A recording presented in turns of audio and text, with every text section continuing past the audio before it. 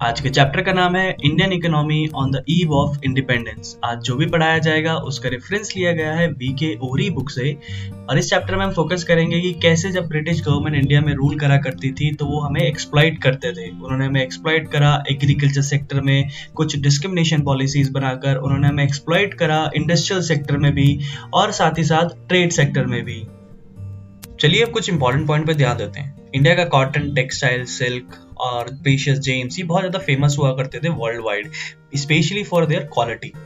Britishers अपनी full strength से India को एक्सप्लॉइट कर रहे थे, इसलिए इंडिया की इकोनॉमी बैकवर्ड थी और स्टेगनेंट भी।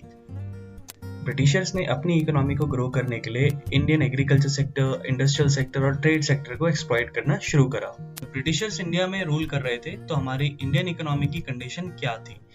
इसमें नंबर 1 टॉपिक निकल कर आता है स्टेगनेंट इकोनॉमी। स्टेगनेंट इकोनॉमी वो कंडीशन है जब कंट्री की इकोनॉमी स्टेबल हो और उसमें कोई भी ग्रोथ ना हो पा रही हो।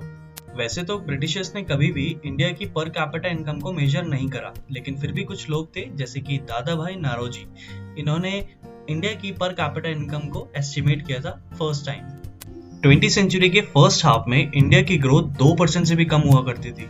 ब्रिटिशर्स के समय में इंडियन इकोनॉमी बैकवर्ड थी। जब पर कैपिटा इनकम किसी कंट्री की कम होती है तो उसे बैकवर्ड इकोनॉमी कहा जाता है। 1947 में Indian per capita income 230 rupees थी। पॉपुलेशन का एक बड़ा हिस्सा गरीबी के अंडर में आया करता था और इनके पास फूड, शेल्टर, क्लॉथिंग की अवेलेबिलिटी भी नहीं हुआ करती थी। ये वो समय था जब काफी लोग अनएम्प्लॉयड हुआ करते थे और जॉब की तलाश करते थे, क्योंकि ब्रिटिशर्स ने अपनी डिस्क्रिमिनेटरी पॉलिसी से हैंडीक्राफ्ट इंडस्ट्री को डिस्ट्रॉय कर दिया था। ब्रिटिशर्स के समय 72% तक की पॉपुलेशन इन्वॉल्व थी एग्रीकल्चर सेक्टर में और इनसे जो कंट्रीब्यूशन जाया करता था टुवर्ड द जीडीपी वो सिर्फ 50% था, जो कि बैकवर्डनेस शो करता है इस सेक्टर की। ब्रिटिशर्स के इंडिया में आने से पहले हमारी इंडियन हैंडीक्राफ्ट इंडस्ट्रीज बहुत ज्यादा पॉपुलर थी वर्ल्ड वाइड, लेकिन ब्रिटिशर्स ने इसे सिस्टमेटिकली डिस्ट्रॉय कर दिया अपनी पॉलिसीज को इम्प्लीमेंट करके। जब तक इंडिया को इंडिपेंडेंस मिली तब तक इंडिया की small scale industry, cottage industries सब डिस्ट्रॉय हो चुकी थी।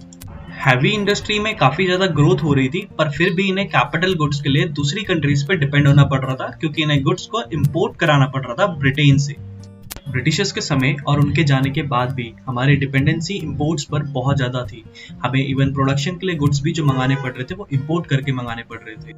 हमारी डिपेंडेंसी इंपोर्ट्स पर इतनी ज्यादा हाई थी कि हमें आर्म फोर्सेस के इक्विपमेंट्स भी इंपोर्ट कराने पड़ रहे थे।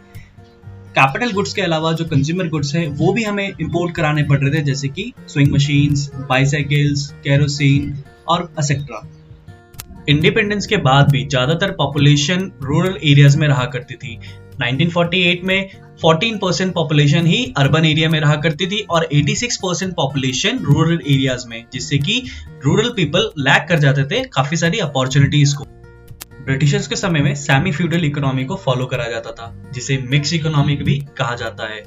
इस सेमी फ्यूडल इकोनॉमी का डायरेक्ट बेनिफिट ब्रिटिशर्स की इकोनॉमी को हो रहा था, यानी कि वो काफी ज्यादा इकोनॉमी गेन कर पा रहे थे यहाँ से। नेक्स्ट टॉपिक है हमारे पास एग्रीकल्चर सेक्टर। यहाँ पर हम पढ़ेंगे कि ब्रिटिश राज में एग्रीकल्चर सेक्टर की क्या कंडीशन थी, लेकिन हम इसे कंटिन्यू करेंगे नेक्स्ट वीडियो में।